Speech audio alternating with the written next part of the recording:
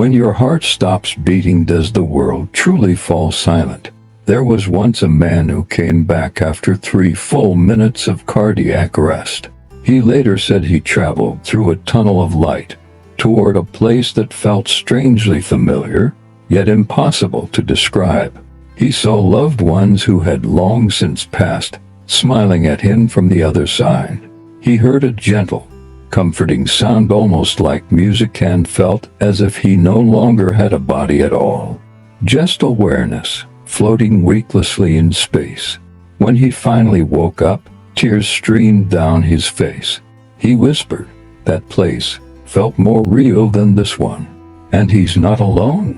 All around the world, people from vastly different cultures and backgrounds have described strikingly similar near-death experiences, a tunnel shrouded in darkness, with a warm light glowing at the end. A rapid, vivid replay of their entire life like a film flashing before their eyes.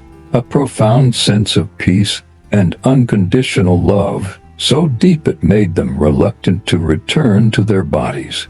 Some even claim they watched their own medical emergency from above, hovering silently near the ceiling as doctors worked to revive them. One of the most well-known cases in the U.S. happened during a neurosurgery known as the Pam Reynolds experiment. During a procedure that left her body completely shut down, no heartbeat, no brain activity, Pam somehow saw the surgical tools, described conversations in the room, and recalled details science still can't explain. Her brain was clinically silent, and yet she remembered everything. What's even more fascinating, these experiences aren't confined to any single culture. From the banks of the Ganges in India to quiet temples in Japan to rural villages in China, countless people have reported something eerily similar. A soul that briefly leaves the body, enters another realm, and encounters a presence beyond understanding. In Tibetan Buddhism, this phase is known as the bardo, a transitional state believed to last 7 days after death. It's said the soul becomes aware of itself, faces illusions and truth alike, and prepares for the next life. In ancient Egypt, the Book of the Dead tells of a soul passing through the gate of judgment, standing before divine forces to face its fate. These near-death experiences almost feel like a shared password, a code that unlocks something beyond what we know. Whether you believe in them or not, they're told in strikingly similar ways across cultures, as if pointing to the same hidden reality. Some say it's just the brain misfiring in a low oxygen crisis. Others insist it's something much more profound, a glimpse into the soul's journey once it slips free from the body, even if only for a moment. But when you hear countless strangers, speaking different languages, describe the same light, the same feeling, the same pull toward something more, can you really say it's all just in their heads? So, what is this exactly? A cocktail of hallucinations? Or is it something else, a door quietly opening from the other side? Scientists haven't stopped trying to figure it out. But even with all their research, can science truly explain what's happening in that tunnel of light? One popular theory is that near-death experiences are simply the brain's last-ditch effort to survive. When the heart stops and blood pressure plummets, oxygen to the brain cuts off, and the nervous system spirals into chaos. In that state, neuroscientists say the brain releases a storm of chemicals, endorphins, dopamine, and perhaps most fascinating of all, DNT, also known as the spirit molecule. DNT is naturally produced in tiny amounts in the body and is known to cause vivid hallucinations, out-of-body sensations, and expanded awareness, experiences that sound a lot like what people report during a brush with death. So maybe that tunnel of light is just your optic nerves shutting down. Maybe the floating feeling is just your brain scrambling your sense of space. And that warm glow, Some say it's the limbic system's last burst, releasing emotion and memory in one final farewell, a rapid-fire recap of your life before it fades into silence. Sounds reasonable, but is it really enough? Here's the problem: many of these near-death experiences happen when the brain is no longer active. Take the famous case of Pam Reynolds. During a rare standstill surgery, her brain was completely shut down. No electrical activity, no consciousness, by any medical definition. And yet she remembered it all. She described the exact surgical tools, the conversations in the room, and even had the sensation of watching the operation unfold from above. So, how do you explain that? How does someone with no brain activity have such vivid, accurate memories? In 2014, the AWARE study run by the University of Southampton made headlines worldwide. It became the largest near-death experience study to date, tracking over 2,000 cardiac arrest survivors. The results were stunning. Nearly 40% reported clear, conscious experiences during the time they were clinically dead. One patient even recalled details of the resuscitation that matched the timeline exactly. That forced some scientists to ask a much bigger question: what if consciousness doesn't come from the brain, but works through it? Like a radio picking up a signal when the radio breaks, the broadcast doesn't stop. Could it be that our current understanding of consciousness is just too narrow? Maybe the brain isn't the source. Maybe it's just the receiver. And if that's the case, then death isn't the end. It's just a change of frequency. Science has brought light to many corners of the unknown. But has it illuminated the edge of the soul? Are the lights people see during near-death episodes just hallucinations? Or are they glimpses of something or someone waiting on the other side? We don't have answers yet, but that's exactly why we keep asking. The mystery keeps pulling us forward, and when science hits a wall, maybe it's time to turn around and listen to what ancient wisdom has been whispering all along. Because near-death experiences didn't start with hospitals or EEG machines. They've been around for as long as we've been asking what happens when we die. They were carved into the stones of pyramids, passed down in chants and sacred texts across deserts, mountains, and jungles.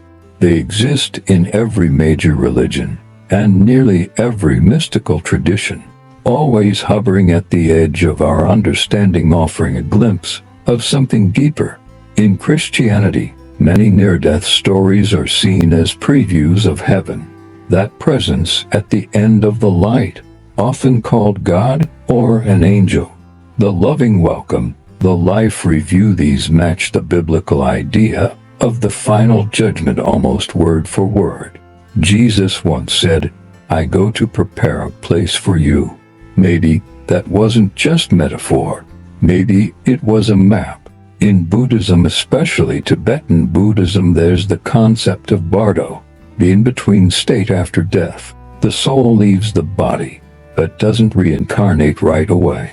Instead, it faces illusions, light, echoes of karma, and makes its next choice. The Tibetan Book of the Dead describes this stage in great detail, offering guidance to help the soul recognize the truth and not get lost in fear or illusion. Hinduism teaches that the soul Atman never dies. Death is simply the shedding of a temporary body, like changing clothes. Many who've had near-death experiences say the same. "I didn't die. I just stepped out of my body," like taking off an old coat. In mystical traditions like Hermeticism, Kabbalah, and alchemy, the human being is seen as multi-layered. The body is just the outer show. The true self, the thinking, feeling essence, comes from a higher realm. So to them, a near-death experience isn't death at all. It's a brief homecoming, a reminder of where we came from. Maybe these ancient systems weren't trying to explain death. Maybe They were trying to tell us something much bigger, that the question, "Who are you?" doesn't end when your heart stops beating. It's only just beginning. They speak in different languages, but they all point to the same realization: life isn't a straight line from birth to death. It's a spiral of consciousness, looping deeper and deeper. And death, it's not the end. It's a doorway, one that leads into a richer, deeper kind of existence. If near-death experiences are a crack in the wall, then ancient wisdom has spent centuries turning that crack into a doorway etched with poetry, prayers, and the quiet truth. The only question is, would you dare to open it? What happens to someone who dies and then comes back? There's one common thread that runs through almost every near-death story. They no longer fear death. Sounds impossible, right? Death is supposed to be the one thing all of us are scared of. But those who've been to the other side say they didn't feel fear. They didn't feel nothingness. What they felt was peace, a kind of acceptance that words can't quite capture. Some say it felt like going home, as if they'd been away and were finally returning. One American executive, after surviving a heart attack and flatlining for several minutes, quit his high-paying job and started doing volunteer work. Why? Because in that short time outside his body, he realized something. Titles, wealth, status, they mean nothing to the soul. What mattered was a single, haunting question. Did I love well? Psychologists have studied this shift in people who've had near-death experiences. And the results are clear. What happens isn't just physical. It's personal. It's transformational. They come back more connected to others, more grateful for life, less anxious, less afraid. Some even describe a kind of deep, unshakable calm. Many turn to religion, philosophy, or art, trying to make sense of what they experienced. They stop worrying about how long they'll live and start asking how deeply they've lived. One person posted this online.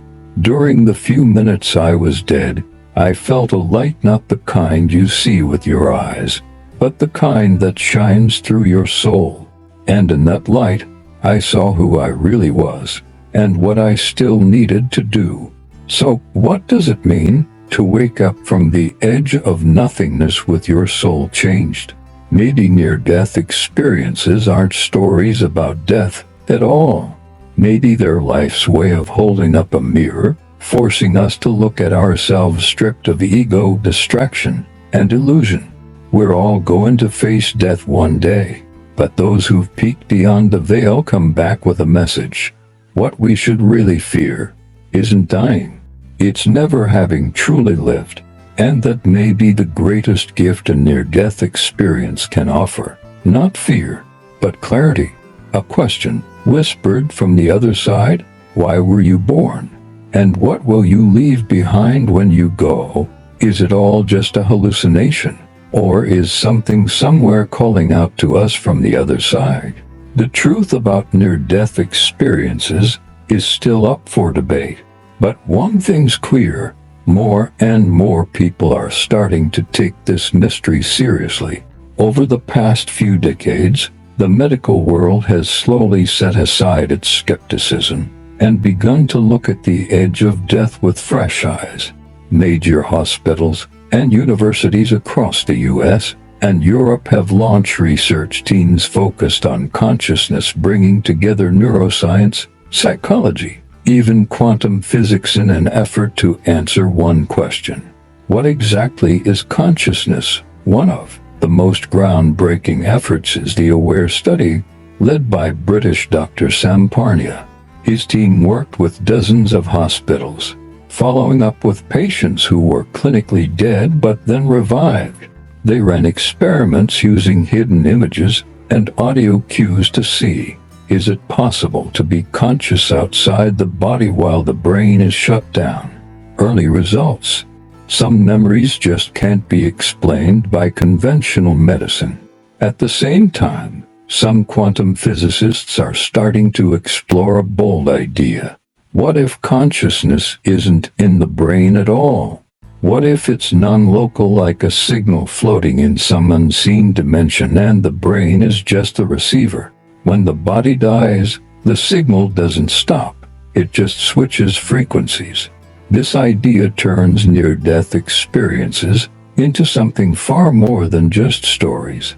They become a bridge between modern science and ancient spiritual wisdom. Of course, not everyone agrees.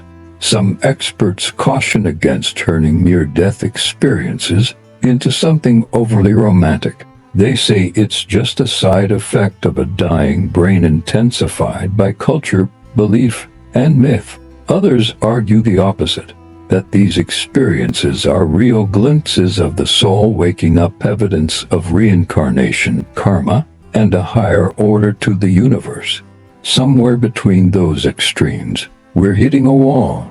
Not just the limits of science, but the limits of what we even understand about being conscious in the first place.